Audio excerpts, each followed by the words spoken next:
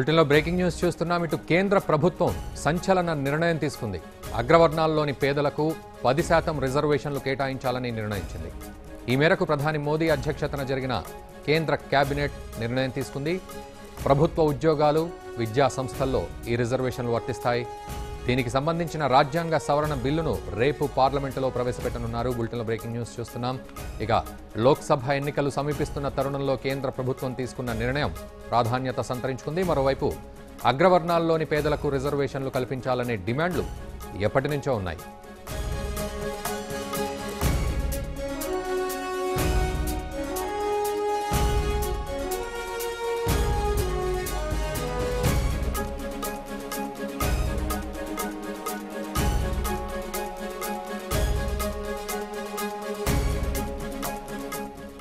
బులెటిన్లో breaking news చూస్తున్నాం. ఇటు కేంద్ర ప్రభుత్వం సంచలన నిర్ణయం తీసుకుంది.